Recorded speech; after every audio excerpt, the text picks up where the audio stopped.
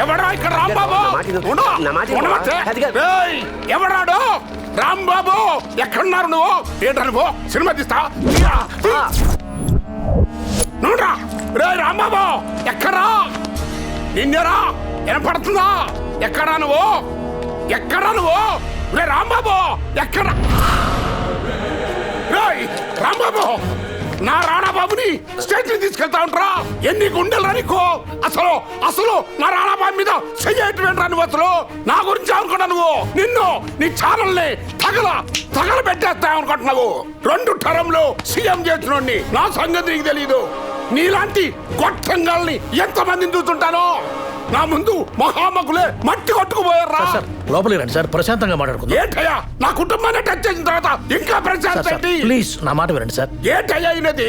ఎవరు డబ్బులు ఇస్తానికి వత్తాసు పలుకుతారు, బయటికి మాత్రం నీతి నిజాయితీ మీటింగ్లు ఇస్తారు. అది కాదు సార్, దయచేసి మీరు ఇవాళ ఆడ అంతు తేలిపోవాల్సిందే. నా మాట వినండి సార్ ప్లీజ్. ఏంటయ్యా అయినది?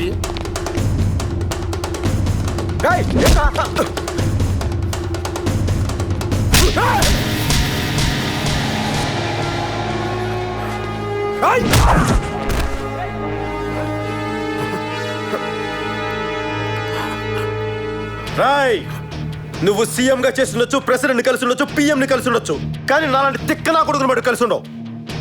నాకు తిక్క లేస్తే సీఎం అయినా ఒకటే, సీఎం అయినా ఒకటే.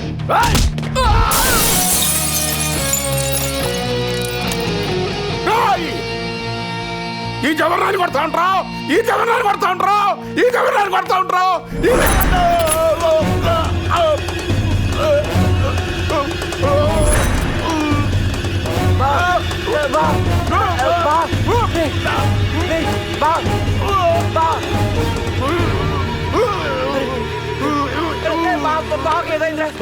మాజీ సీఎం ని సైతం తాకిన రాంబాబు రియాక్షన్.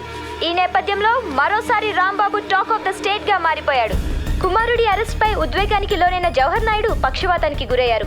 ఈ విషయంపై ఆగ్రహించిన కార్యకర్తలు రాష్ట్రంలో పలు చోట్ల విధ్వంసానికి దిగారు. చాలా ఏరియాల్లో 144 సెక్షన్ విధించారు. రాబాబు, సీఎం పేషి నుంచి ఫోన్. ఎవరికి? నీకే. నాకా? ఎండి గారు పిలుస్తున్నారు, త్వరగా రా. Come fast. సీఎం గారు.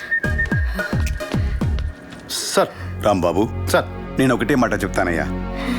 దేశానికి నీలాంటోడు చాలా అవసరం. అలాంటోడు మీడియాలో ఉండటం ఇంకా అవసరం. All the best. Thank you sir, thank you very much.